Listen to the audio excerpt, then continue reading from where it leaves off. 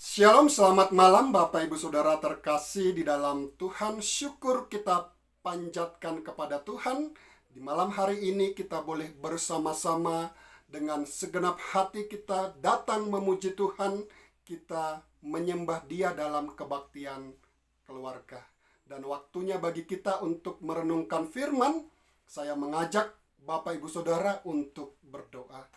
Ya Bapa di dalam surga, kami datang bersyukur kepadamu Tuhan. Engkau Bapa yang mengasihi kami, Bapa yang setia, Bapa yang selalu memelihara dan menopang hidup kami.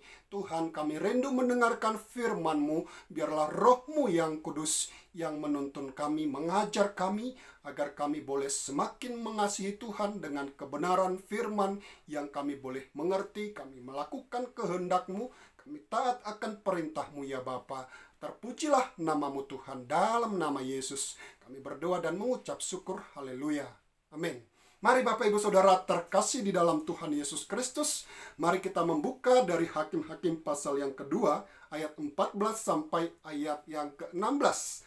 Bagian firman Tuhan ini kita sudah membacanya pada hari Minggu yang lalu, tetapi kita akan mempelajari kembali. Kita akan menyelidiki dengan kebenaran yang kita bisa terima. Kita boleh semakin diberkati. Demikianlah firman Tuhan, Hakim-Hakim pasal yang kedua, ayat 14 sampai ayat yang ke-16. Maka bangkitlah murka Tuhan terhadap orang Israel. Ia menyerahkan mereka ke dalam tangan perampok dan menjual mereka kepada musuh di sekeliling mereka, sehingga mereka tidak sanggup lagi menghadapi musuh mereka. Setiap kali mereka maju, tangan Tuhan melawan mereka dan mendatangkan malapetaka kepada mereka, sesuai dengan apa yang telah diperingatkan kepada mereka oleh Tuhan dengan sumpah, sehingga mereka sangat terdesak. Maka Tuhan membangkitkan hakim-hakim yang menyelamatkan mereka dari tangan perampok itu. Bapak Ibu Saudara terkasih di dalam Tuhan Yesus Kristus, sore hari Minggu kemarin kita juga telah belajar kebenaran firman Tuhan di rumah Bu Wiwin dalam persekutuan yang disampaikan oleh Bu Esther tentang ibadah. Tema yang sama, topik yang sama. Di dalam Ibrani pasal 10 ayat 25 kita diingatkan, janganlah kita menjauhkan diri dari pertemuan-pertemuan ibadah kita seperti dibiasakan oleh beberapa orang, tetapi marilah kita saling menasihati dan semakin giat melakukannya menjelang hari Tuhan yang mendekat. Marilah kita saling menasihati dan semakin giat melakukannya menjelang hari Tuhan yang mendekat. Dan malam hari ini kita bisa melihat nasihat firman Tuhan. Ada teguran, ada disiplin, ada hukuman bagi orang-orang yang mengabaikan ibadah dalam hidupnya. Saudaraku yang terkasih, beberapa waktu yang lalu saya memesan charger untuk Nokia yang sekarang dipegang oleh istri. Charger yang lama hilang ketika kami pulang kampung, dan kemudian saya pesan dari Tokopedia. Saya melihat Bapak Ibu Saudara, charger itu ada yang harganya sampai 200-an. Tetapi saya pesan yang harganya 85. Dan hari ini charger itu sampai. Lalu kemudian saya coba. Tapi apa yang terjadi Bapak Ibu Saudara yang terkasih di dalam Tuhan? Bukannya baterainya semakin terisi penuh, tetapi sebaliknya baterainya semakin berkurang. Saya tidak mengerti mengapa itu bisa terjadi. Dan saya kembali berpikir, ini pasti baterai KW, bukan baterai yang asli. Nah demikian juga Bapak Ibu Saudara yang terkasih dalam Tuhan Yesus Kristus, dengan apa yang dialami oleh bangsa Israel ketika mereka meninggalkan Tuhan, ketika mereka mengabaikan ibadahnya kepada Tuhan, lalu kemudian menyembah Allah-Allah bangsa lain, menyembah berhala-berhala, menyembah dewa-dewa dari bangsa-bangsa yang ada di Kanaan, Baal, Asitoret, dan sebagainya. Kehidupan mereka bukannya semakin diberkati, tetapi sebaliknya mereka mengalami begitu banyak kesusahan demi kesusahan. Bahkan firman Tuhan mengatakan, bangkitlah murka Tuhan terhadap orang Israel, ia menyerahkan mereka ke dalam tangan perampok dan menjual mereka kepada musuh di sekeliling mereka, sehingga mereka tidak sanggup lagi menghadapi musuh mereka. Jadi Bapak Ibu Saudara yang terkasih di dalam Tuhan Yesus Kristus, setiap orang yang meninggalkan Tuhan dan mengabaikan hidupnya dengan meninggalkan ibadahnya kepada Tuhan, lalu mengandalkan kekuatannya dan mulai mencari sesembahan yang lain seperti bangsa Israel, seperti yang saya sampaikan minggu yang lalu, saatnya beribadah justru mencari pesugihan supaya usahanya laris dan sebagainya, atau justru saatnya ketika beribadah ia justru mengikuti ibadah-ibadah ataupun juga ritual-ritual, upacara-upacara dari kepercayaan yang tidak seiman. Kita kadangkala berpikir dengan usaha itu kita semakin jaya, semakin sukses, usaha kita semakin berhasil, tetapi sebaliknya yang terjadi seperti charger tadi Bapak Ibu Saudara, semakin mengalami kesusahan, penderitaan. Dan bukan hanya itu saja, Tuhan ikut campur menegur, mendisiplin, dan juga bahkan menghukum. Nah, mengapa demikian Bapak Ibu Saudara? Mengapa Allah menegur? Mengapa Allah mendisiplin? Mengapa Allah menghukum? Karena engkau telah melakukan apa yang jahat di mata Tuhan. Karena bangsa Israel telah melakukan apa yang jahat di mata Tuhan, meninggalkan ibadahmu karena mengikuti Allah lain dan menyembah kepadamu.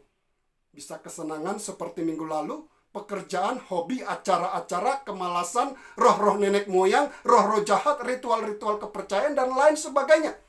Dan firman Tuhan dalam Ibamat 26 ayat 28 mengatakan, maka aku akan bertindak keras melawan kamu dan aku sendiri akan menghajar kamu 7 kali lipat karena dosa-dosamu. Nah, ngeri betul ya. Tetapi Bapak Ibu Saudara yang terkasih di dalam Tuhan Yesus Kristus, Allah menghajar, menegur, mendisiplin bukan karena dasar. Yang pertama tadi kita sudah belajar, dengan kita mengabaikan ibadah kita, kita mengabaikan perjanjian kita dengan Tuhan. Tetapi juga ketika Allah menghajar, mendisiplin, itu karena Allah sayang kepadamu, Allah sayang kepada saya, Allah sayang kepada kita semuanya. 2 Korintus 7 ayat 10 berkata, sebab duka cita menurut kehendak Allah menghasilkan pertobatan yang membawa keselamatan, dan yang tidak akan disesalkan. Tetapi duka cita dari dunia ini menghasilkan kematian. Duka cita menurut kehendak Allah. Ketika kita ditegur, ketika kita didisiplin, ketika bangsa Israel juga dihukum, pasti ada duka cita, ada kesusahan. Di mana bangsa-bangsa yang ada di sekitar Kanaan kemudian datang menyerang. Bangsa itu diserahkan kepada musuh. Ada kesusahan. Tetapi kemudian menghasilkan pertobatan yang membawa kepada keselamatan. Karena Allah sayang kepada kita. Sayang kepada saya, sayang kepada Bapak Ibu Saudara. Karena Tuhan menghajar orang yang dikasihinya dan ia menyesal orang-orang yang diakuinya sebagai anak. Bapak Ibu Saudara, tidak beribadah kita sedang melakukan apa yang jahat di mata Tuhan. Tidak beribadah kita sedang berzina dengan Allah lain. Tidak beribadah kita sedang mengabaikan ibadah kita kepada Tuhan. Kita mengabaikan perjanjian kita dengan Tuhan. Tidak beribadah sama artinya kita sedang keluar dari ikatan perjanjian dengan Allah. Tidak beribadah sama artinya kita keluar dari berkat-berkat ilahi. Saya menyaksikan beberapa waktu yang lalu, dan saya ulang baru saja kesaksian testimoni dari Ari Lasso, yang mana dia diwawancarai oleh Daniel, presenter televisi. Rupanya Ari Lasso, Bapak Ibu Saudara, juga Januari kemarin terkena COVID, terpapar. Dan itu mendekati hari ulang tahunnya. Pada saat hari ulang tahunnya malah. Lalu apa yang dikatakan oleh Ari Lasso, Bapak Ibu Saudara? Tuhan kasih saya pelajaran. Tuhan berkata kepada saya, udah ya, 2020 semua saya sudah berikan. Karena 2020 Ari Lasso itu keliling kemana-mana, sibuk, kemudian membuat konten dan lain sebagainya. Tetapi jangan pernah lupakan saya. Bahwa segala sesuatu itu bersumber dari saya, bukan dari lu. Bukan dari bukan dari kekuatanmu. Saat ulang tahun, bisa saja ketika tidak ada teguran itu saya akan semakin lupa diri. Demikian kata Ari Lasso. Semakin merasa ini karya gua. Tetapi Tuhan ingatkan bahwa itu bukan karena saya, tetapi karena Dia. Saya bersyukur atas ujian itu. Berarti Tuhan sayang sama gua, kata Ari Lasso. Sayang banget sama saya. Kalau Tuhan sudah tidak sayang, Tuhan pasti akan biarkan saya. Apapun yang saya lakukan. Kalau Tuhan tidak sayang, tidak ingatin. Tidak akan dijewer, tidak akan dicubit, tidak akan ditegur, tidak akan didisiplin. Lalu kemudian Ari Lasso bilang kepada Daniel Ananta, lu punya istri kan? Lu sayang sama istri lu? Pernah nggak ingatin istri lu? Pernah nggak tegur istri lu? Daniel mengatakan, pasti dong. Ya, kalau saudara sayang sama istri, sayang sama suami, pasti pernah diingatkan. Pasti pernah ditegur. Kalau sudah tidak sayang, ya dibiarkan saja. Mau selingkuh, mau apa, dibiarkan saja. Nah, Bapak Ibu Saudara yang terkasih di dalam Tuhan Yesus Kristus, demikianlah. Apalagi Allah kita, Dia sayang kepada saya dan Bapak Ibu Saudara. Di dalam Ibrani pasal 10 ayat 26 dikatakan, sebab jika kita sengaja berbuat dosa sesudah memperoleh pengetahuan tentang kebenaran, maka tidak ada lagi korban untuk menghapus dosa itu, tetapi yang ada ialah kematian yang mengerikan akan penghakiman dan api yang dahsyat yang akan menghanguskan semua orang durhaka.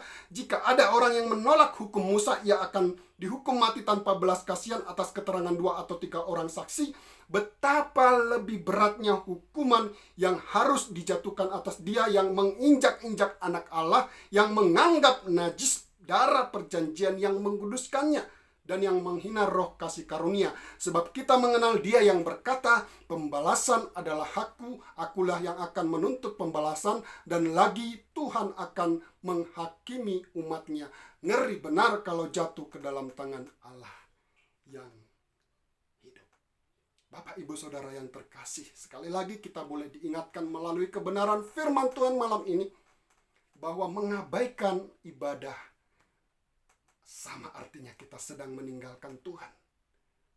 Mengabaikan ibadah juga sama maknanya kita mengabaikan, mengacukan, tidak memandang berharga perjanjian yang telah kita sepakati dengan Tuhan.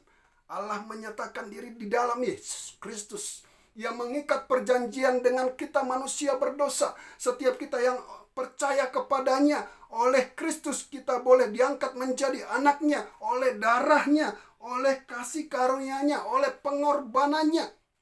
Namun ketika kita mulai melupakan ibadah kita, kita sedang meninggalkan perjanjian itu, kita sedang memandang rendah perjanjian itu, kita sedang mengabaikan kebaikan demi kebaikan Tuhan. Mari Bapak Ibu Saudara yang terkasih di dalam Tuhan Yesus Kristus, kita boleh diingatkan kembali. Di masa pandemi, kita semestinya lebih lagi sungguh-sungguh di dalam ibadah kita, dalam kebaktian keluarga, dalam kebaktian minggu, dalam persekutuan kita di tengah-tengah keluarga, dan juga dalam persekutuan kita dengan Tuhan. Mari Bapak Ibu Saudara kita tetap setia dalam ibadah kita. Dan biarlah Tuhan boleh terus yang menyertai dan mengingatkan kita. Karena selagi Tuhan mengingatkan saya dan Bapak Ibu Saudara melalui firman-Nya, itu artinya Tuhan sungguh sangat mengasihi saya dan Bapak Ibu Saudara. Demikianlah firman Tuhan pada malam hari ini. Mari kita berdoa. Terima kasih Bapa di dalam surga, kami bersyukur kebenaran firman Tuhan boleh terus mengingatkan kami, agar kami dalam hidup ini menggunakan waktu kami untuk datang mencari Tuhan, menyembah, mengagungkan Engkau dalam ibadah kami. Terpujilah namamu Tuhan, diberkatilah gerejamu, diberkatilah jemaat Gereja Baptis Teopani Temanggung. Dan biarlah ya Bapa, Engkau yang boleh terus tuntun langkah kami, Engkau yang boleh kuatkan kami. Dalam nama Yesus kami sudah berdoa. Haleluya. Amin. Selamat malam, Tuhan memberkati kita. Shalom.